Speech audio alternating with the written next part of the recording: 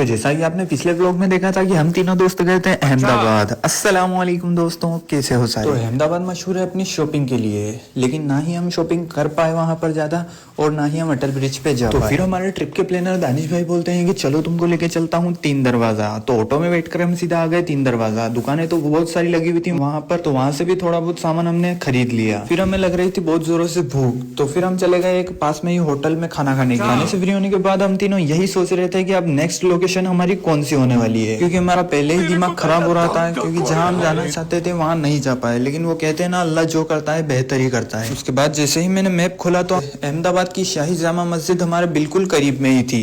तो फिर क्या था, हम तीनों दोस्त निकल पड़ते हैं जामा मस्जिद के लिए। तो जैसे ही हम मस्जिद में एंटर हुए, माशाल्लाह इतना सुकून मिला है, क्योंकि हम पहले ही मार्केट की पब्लिक से बहुत घबरा चुके थे। तो मस्जिद का फुल व्लॉग डिटेल में हमारा अरबाज भाई कुछ ही दिनों में अपलोड करने वाले हैं। और बेचारे दानिश भाई तो इतने मज़ारात देखकर यहाँ पर पहले से ही सदमे में थे। फिर हम चले जाते हैं सुल्तान अहमद शाह की मजार पर, जिन्होंने इस मस्जिद की तामीर करवाई थी। इनकी मजार भी मस्जिद से बिल्कुल पास में ही बनी हुई है। फिर हम वापस आ जाते हैं मस्जिद में, क्योंकि असर की नमाज का वक्त हो गया था। माशाअल्लाह इतना सुकून मिल रहा था कि यहाँ से जाने का दिल ही नहीं कर रहा था। फिर हम तीनों दोस्त ऑटो में बैठकर निकल जाते हैं रेलवे स्टेशन की तरफ। फिर ट्रेन में बैठकर सीधा आ जाते हैं उदयपुर। उदयपुर में अपने सोहेल भाई से मुलाकात करने के बाद हम आ जाते हैं जावद रेलवे स्टेशन। मिलते हैं ऐसे किसी ट्रिप व्लॉग में, तब तक के लिए अल्लाह हाफिज।